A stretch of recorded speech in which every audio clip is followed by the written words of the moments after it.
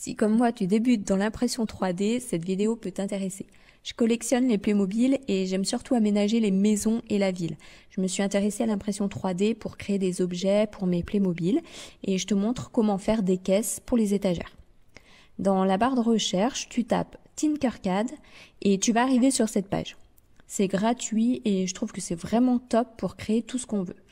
On voit mes conceptions, là, ce que j'ai créé pour les Playmobil, les caisses, des coussins, des livres, les trottoirs, les murs, les portes, ça on les voit dans une des vidéos que j'ai fait où je montre les 2 bâtiments Playmobil, que j'ai créé avec l'imprimante. J'ai fait un bar à chat, une bibliothèque à lapin. Donc pour commencer, tu vas cliquer sur Créer et sur Conception 3D.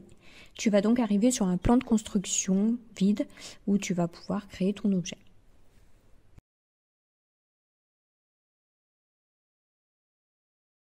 Sur la droite, on te propose différentes formes. Pour faire la caisse Playmobil, je prends le cube que je fais glisser sur le plan de construction.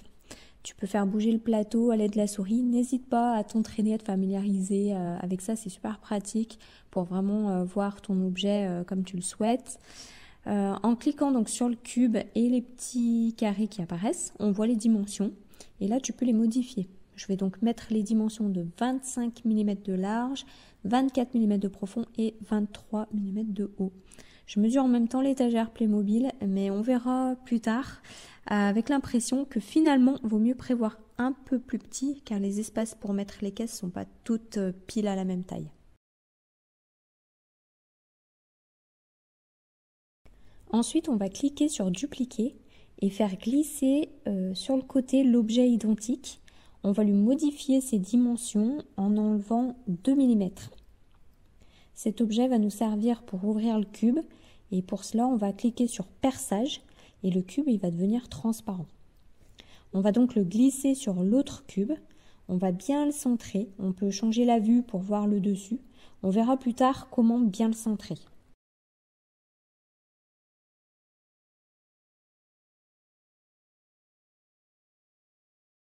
Si je le laisse comme ça va percer de haut en bas. Mais pour faire une caisse, il faut un fond. Donc on va remonter le cube de perçage en cliquant sur le petit triangle noir. Ensuite, on fait un clic droit sur la souris. On laisse appuyer et on sélectionne les cubes pour cliquer ensuite sur regrouper. Et voilà une caisse. Bon, cette caisse, elle est trop simple. On va lui donner un style et lui faire des petits trous carrés.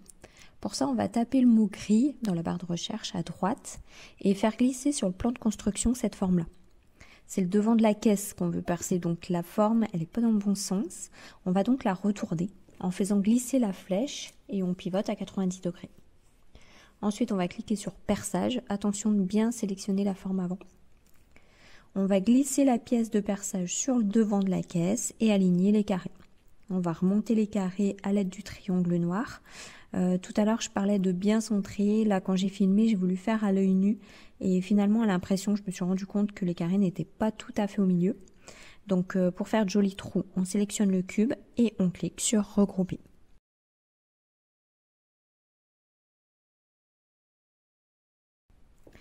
Donc là, je suis revenue en arrière pour changer la dimension. Je trouvais que les carrés, c'était trop petits par rapport à la caisse. Et j'insiste à vouloir centrer à l'œil nu, mais c'est pas aligné comme il faut.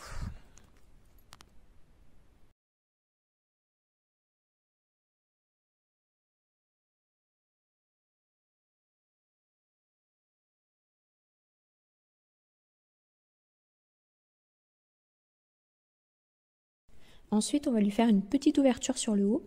Pour ça, on va sélectionner cette forme et la retourner. On va la mettre en perçage et modifier ses dimensions. Alors attention à la profondeur, que ça perce que le devant. La hauteur n'a pas trop d'importance, mais par contre, il faut qu'elle soit moins large que la caisse. On va la remonter sur le haut de la caisse, bien la centrer. Là, c'est à toi de voir esthétiquement si tu veux une ouverture plus grande, plus petite. Donc, tu peux la descendre, la remonter comme tu veux. Et ensuite, on sélectionne le cube, enfin la caisse, et on clique sur regrouper.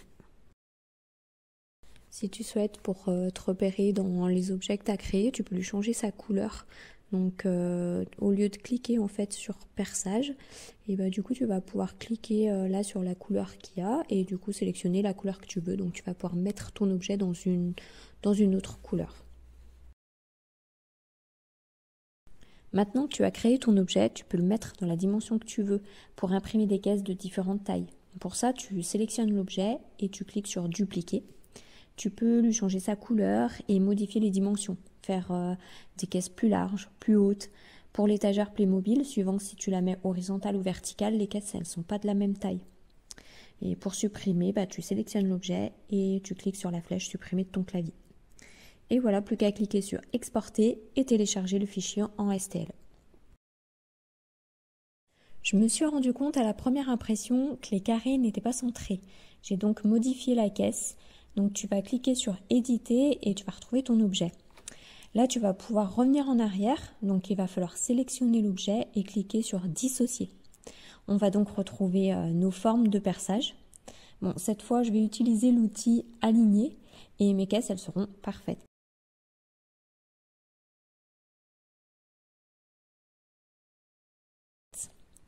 Plus qu'à tout regrouper.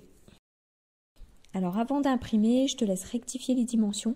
Il faut que la caisse elle fasse 22 mm de hauteur. Sur le bas de l'étagère, la caisse passait difficilement et j'ai donc enlevé 1 mm.